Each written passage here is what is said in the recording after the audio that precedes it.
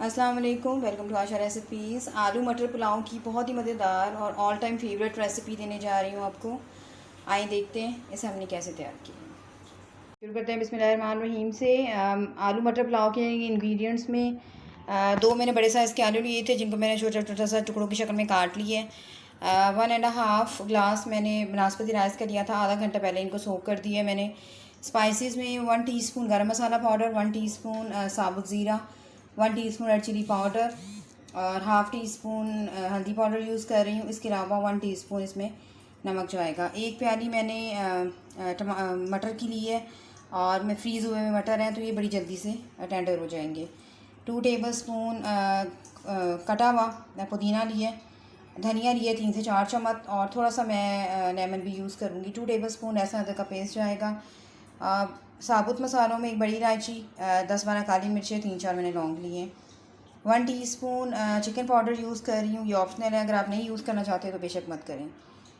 एक मैंने बड़े साइज़ का या 2 दरमियाने साइज़ के प्याज हैं, बिल्कुल बारीक सा मैंने इसको काट लिया है। एक दरमियाने साइज़ का टमाटर लिया है, इसको भी छोटा छोटा सा मैंने काट लिया है।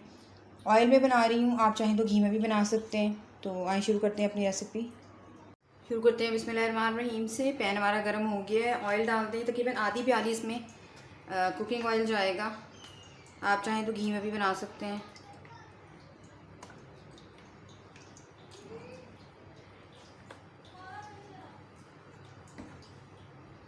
ऑयल गर्म हो जाए तो साथ ही प्याज डाल दें।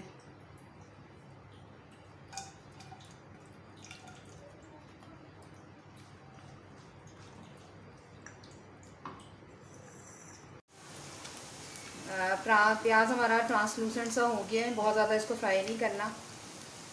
लहसुन अदरक का पेस्ट डाल दें।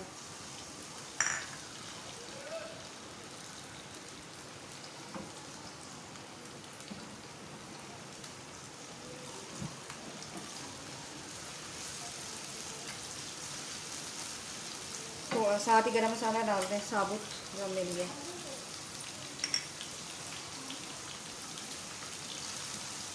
थोड़ा सा हिलाएं, साथ ही मटर डाल दें। टमाटर मैं भी ऐड नहीं करूँगी, अगर मैंने टमाटर अभी ऐड कर दिए तो जो हमारा आलू और जो मटर है वो अच्छी तरह से टेंडर नहीं होंगे। आप चाहें तो ये टिप आजमा कर देखें, अगर आप टमाटर बाद में डालेंगे तो सही रहेगा, और अगर आप पहले से डाल देंगे तो चीज़ें जो है वो ठटर सी जाएंगी, इस तरह से अच्छी तरह से टेंडर नहीं होंगी। आलू डाल दें।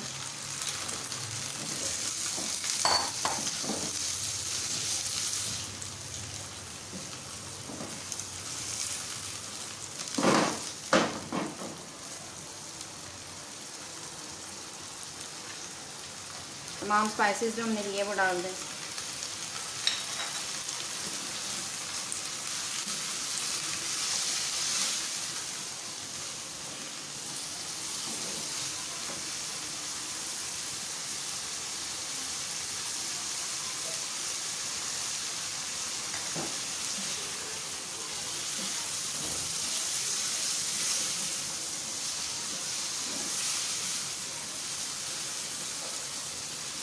आधी प्याली तकरीबन मैं पानी डालूँगी और उसको लेट दे के रख दूँगी। तकरीबन 6-7 मिनट बाद आलू और मटर हमारे जो है वो टेंडर हो जाएंगे। उसके बाद इसका बाकी प्रोसेस करते हैं। फिलहाल इसको लेट दे दें।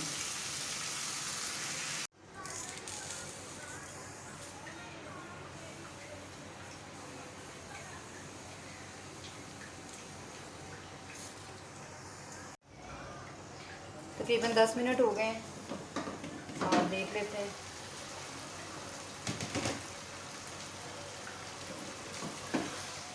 आप देख सकते हैं पानी भी ड्राई हो गया और आलू भी देख लेते हैं और मटर भी देख लेते हैं। दोनों चीज़ें हमारी टेंडर हो गई हैं। बस अब इस टाइम पे इसमें टमाटर डाल दें।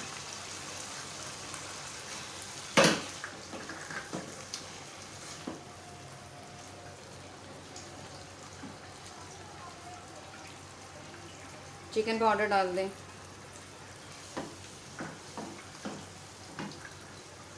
धनिया डाल दें, सॉरी पुदीना।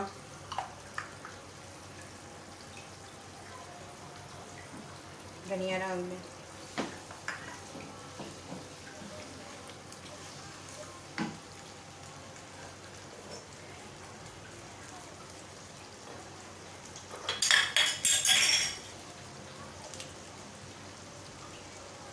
इसके अलावा हरी मिर्ची डाल दें, चाहे तो काट के डालें, चाहे तो मेरी तरह साबुत डाल दें, कोई मसला नहीं है।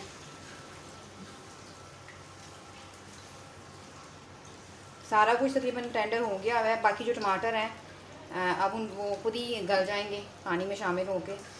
तो बस अब इस टाइम पे इसमें चावल डाल दें। 1.5 ग्लास में तकरीबन 2 ग्लास मैंने पानी डाला है, क्योंकि बनास्पति राइस है तो बहुत ज़्यादा पानी नहीं देते हैं।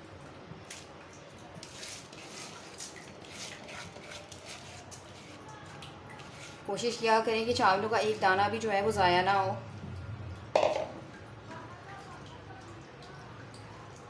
अब इस टाइम में नमक वगैरह देख लें।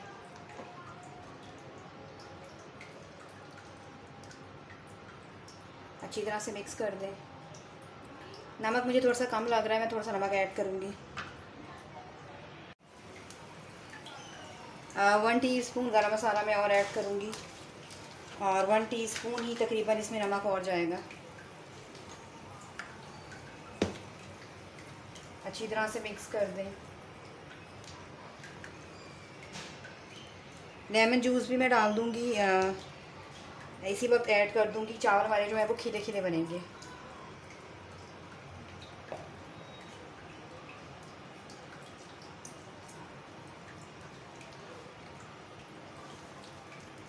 इसको अच्छी तरह से बॉयल आने दें। जैसे ही चावलों को बॉयल आता है, होल बनना शुरू होता है, तो साथ ही हम इसको दम पे रख देंगे।